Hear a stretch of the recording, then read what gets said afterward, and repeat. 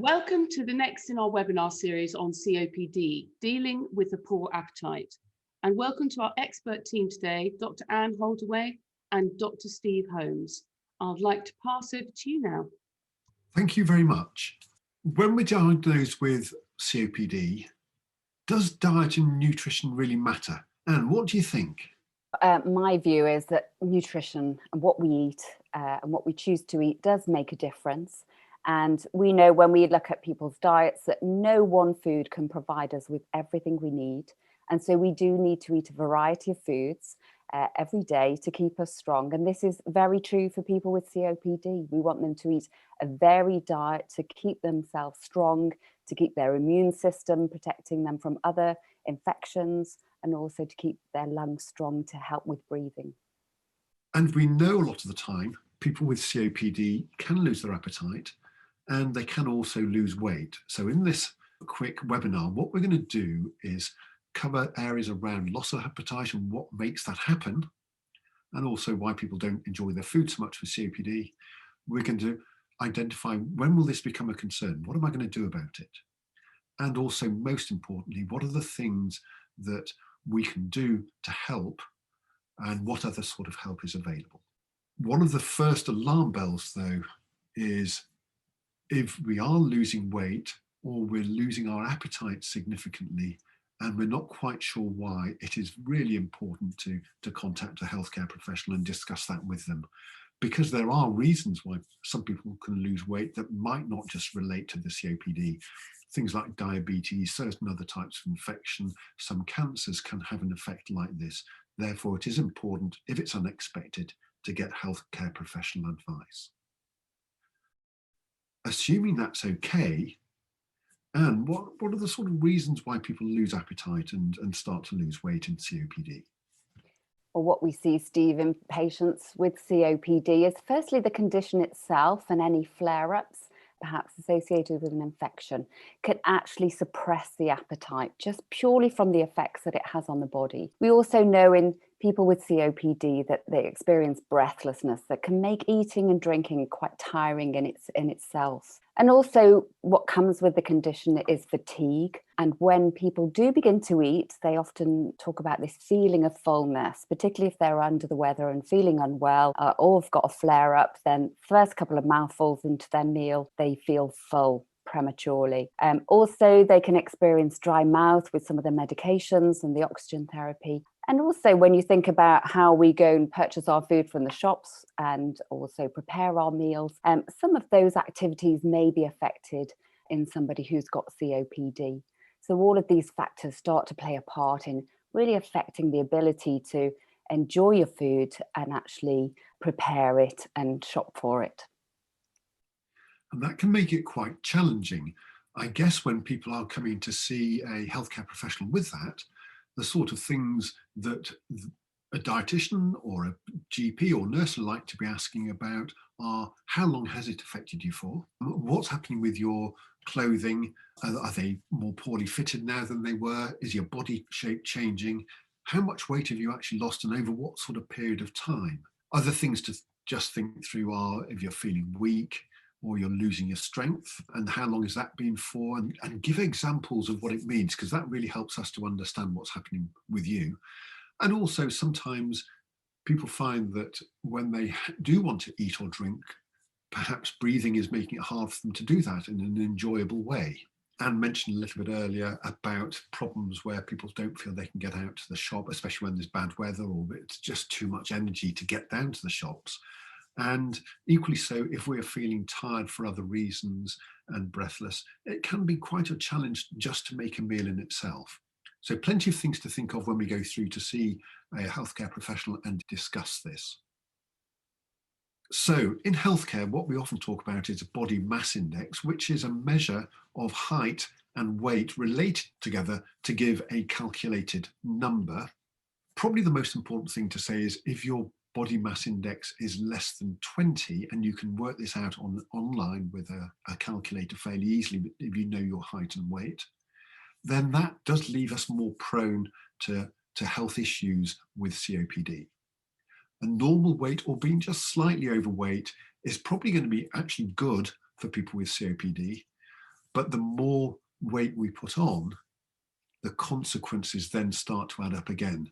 People who are very overweight tend to have more evidence of diabetes.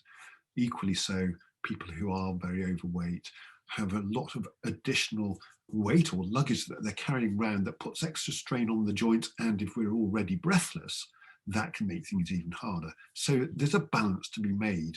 So Anne, when you come to see a dietitian, what sort of things are they going to be interested in? So as a dietitian or a healthcare professional, when they're thinking about assessing your nutrition and your diet, then we often use a tool that looks at your weight and your body mass index and any weight loss experienced over time. So that's why it's important to think about, if you've lost weight, how many weeks or months has it been over? Because that's all taken into account when we try to assess whether a person is at risk of something called undernutrition, or otherwise called malnutrition. And nowadays, we do encourage people to try and screen themselves. And this example here on the screen is the Bapen self-screening tool, which you can access, and you can put in your height, and your height can be in feet and inches or in centimeters. You can put in your weight in stones and pounds or in kilograms, and you can also put in what your weight was a number of months ago. And that will then calculate whether you're at risk of malnutrition. So it will categorize you as to whether you have a high risk of malnutrition, a medium risk, or low risk. And if you have a high risk of malnutrition, then you probably need to obtain some advice from your healthcare professional, and they may wish to refer you to a dietitian for special advice. And if you're at medium risk, then that's when we will go on now to look at some of the things you can do to help yourself. Particularly if you've got a long wait to see a dietitian as well, you might also wish to take some action yourself to make sure you stop or slow down any weight loss and try and improve your dietary intake. So if we don't get access to a dietitian straight away, and we've lost a bit of weight and we've got our COPD that's affecting us, what are the things that we can do, Anne, to sort of make a difference? What's going to be important? So I think the first thing to think about is, have you received any advice in the past? If we think about people with COPD, then there's quite a number of people who will be overweight and obese. And if we think about all the messages that we're bombarded with on a daily basis about low fat and low sugar diets and low calorie diets, because many of us are trying to keep our weight down, that's where we have to think at this point in time where your appetite's poor and you're losing weight in an unplanned way, perhaps because you just can't face your ordinary meals, then you think about relaxing some of that advice. So rather than choosing, say, a low-fat food like a low-fat yogurt, you might want to go for the normal fat yogurt. So really it's about normalizing some of your food choices. So you might take a whole milk yogurt or whole milk itself. So thinking about, what advice have you been given before, and can that be a little relaxed? The other thing that we know works really well when people are breathless and fatigued and have lost their appetite is to look at the frequency of eating. So ordinarily, one might be eating, say, breakfast, lunch, and an evening meal. And again, we often hear those messages about don't eat between your meals. But if your appetite's poor, we know that one of the most effective ways of managing that is looking at the frequency of eating. So thinking about having some breakfast and then maybe mid-morning having a nourishing drink or a biscuit or a piece of toast to eat, and then lunchtime thinking about a soft, easy to eat meal, and then maybe having a milky drink in the middle of the afternoon, and then an evening meal, and the same again in the evening, perhaps thinking about a bedtime snack. And people often say, well, if I eat between my meals, I'll then eat less at my main meals. But we don't actually see that in people with a poor appetite when we look to increase the frequency of eating and building things like nourishing drinks or small snacks to help you meet your requirements for all the essential nutrients. What we find is that even taking up a snack or a nourishing drink in between the meal doesn't affect the amount that they would eat at the next meal. But there's many issues that affect why somebody might have a poor appetite and not enjoy their food as much as they would normally, particularly if they're recovering from a flare-up of COPD, or they've recently been in hospital, or are managing their condition at home. Then if breathless, fatigued, and have a dry mouth, all of these things can really impact on your ability to eat and drink. So some top tips we'd encourage people to do is first to think about choosing soft, moist foods that are easy to chew. So you have as little to do with the food in your mouth that you can actually swallow it quite easily. And adding sauces can actually make it more moist, so help with the dry mouth, but also help swallow it too, because it sort of coats the food and so it slips down more easily. It might be good to think about how you would normally cook rather than grilling or roasting. You might want to think about using a slow cooker or looking at some recipes for casseroles, because these methods of cooking make the food softer, particularly things like meat and chicken will become softer when you cook it as a casserole. And I must say, many of my patients over time have said how useful having a slow cooker is. You know, they feel tired towards the end of the day, don't want to cook, but in the morning they might feel they have a little bit more energy. So if they put all their items in a slow cooker or in a casserole dish in the oven and slow cook it, then the meal is there ready for either lunchtime or later on in the day. And you also might want to think about swapping meals around. Some people eat a very small breakfast and then tend to concentrate on their main meal at the end of the day. But again, if you get more tired towards the end of the day, then you might want to think about maybe having a cooked breakfast, you know, scrambled eggs on toast, rather than a small pot of yogurt or a small bowl of cereal. And then think about eating your main meal at lunchtime, again, when you might have a little bit more energy. And the other thing we know, when people are having oxygen therapy and they can get some bloating due to swallowing the air, is not to fill up on fluids at meal times. But we still need to keep hydrated. So it's important to take fluid between meals. But if you find you've got a dry mouth at meal times, then adding the sauces to the meals and taking small sips of fluid at meal times can just help to make eating more comfortable. And if you have a dry mouth in between meals, then you can try things like ice lollies or suck boiled sweets, or use the mouth spray. And then the thing to remember is, if you're confined to the home or not going outdoors much, or are struggling to get to the shops, then there are lots of ideas about how to stock up your cupboards at home with some nourishing foods.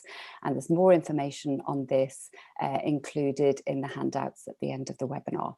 So managing that tiredness must be quite a challenge for a lot of us. And I think probably one of the key things that I would encourage people to do with COPD is accept a little bit of help from your friends.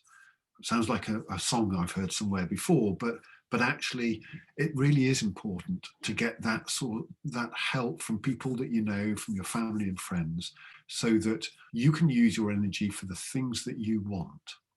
There are also quite a few local voluntary organisations that can help at the moment, and often if you contact your local practice, you can get help and people that are able to provide support to help both with shopping, with deliveries, and also actually for lunch clubs and other things like that. So Anne, with COPD, are there any specific foods that people should really be encouraged to eat more of? And are there any vitamin supplements that will make a difference? I think, Steve, what we've learned over time is when patients have a flare-up of their COPD and are unwell and have a poor appetite, that the food which they don't eat enough of is protein. So one of our key messages for people who are losing weight, who have a poor appetite, is to include a protein-rich food at each meal. And also, if appetite's poor and you can't eat that much at meal times, then it's important to think about a nourishing drink in between meals. And these visuals on this slide show you some of the protein-rich foods, and there's some further information available on where we get protein from in our diet. But also, on some occasions, patients may have special drinks called oral nutritional supplements prescribed for them by their GP or their healthcare professional. And these drinks are really made up of protein and vitamins and minerals and calories, and they're particularly useful in people who have a very poor appetite and a body mass index less than 20. So thinking back to our slide on body mass index and weight, then in those who are losing weight very quickly, where the appetite's really poor, where the body mass index is under 20, then oral nutritional supplements may be made available on prescription. But we also encourage many of our patients to actually self-purchase nourishing drinks. And there are things like nourishing milkshakes that you can make at home, or you can purchase in your supermarket or chemist, that can also help to increase your dietary intake of protein and calories and vitamins and minerals in between your meals. And they provide both fluid and nutrition. What's also important to remember is that we need to keep our muscles active to build them up, and we need enough protein in conjunction with that. So taking adequate protein, so a protein 3 times a day, plus possible nourishing drinks in between, combined with some activity, and sometimes you might get advice from a physiotherapist or through an NHS program to keep as active as possible. So it's a protein in combination with the activity can help to keep your muscles strong, keep you as active as possible, keep your lungs strong, make breathing easier, and hopefully prevent infections arising. So high protein, plenty of exercise, and let's talk about the vitamins now. Okay, so perhaps a vitamin that should be given special attention is vitamin D.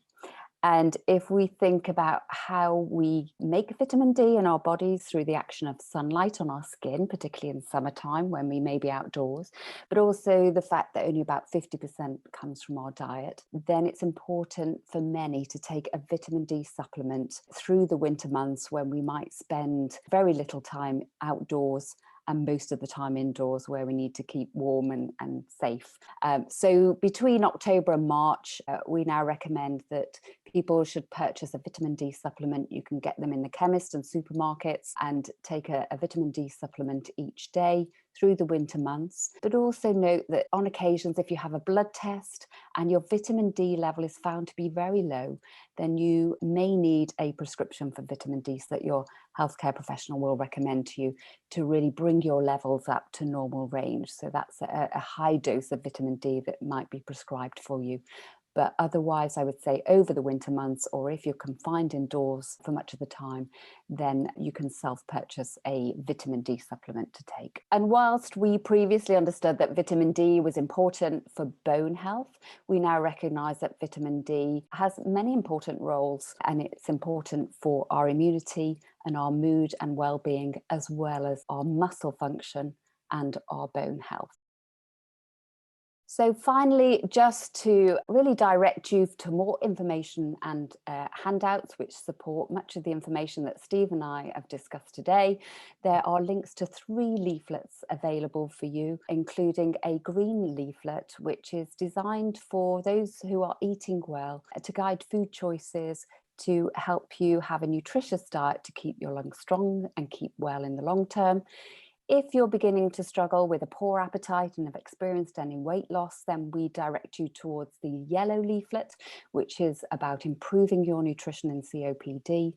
And then if you're really struggling with a poor appetite and have lost weight quite quickly, then as we discussed earlier, it's important to discuss it with your healthcare professional and your healthcare team. But in the meantime, you might want to take a look at the information in the red leaflet, which refers to nutritional support in COPD, including the use of nourishing drinks and also the special nourishing drinks available on prescription if you're quite unwell. And for all of these leaflets, they include advice on the importance of good nutrition for long-term health, eating and keeping as physically active as possible, eating when short of breath, and there's also hints and tips on managing a dry mouth and taste changes that are common in COPD, and also making the most of your food and drink when your appetite is poor, and along with advice on nourishing drinks that you can make to help with recovery or regain weight if your appetite's been particularly low.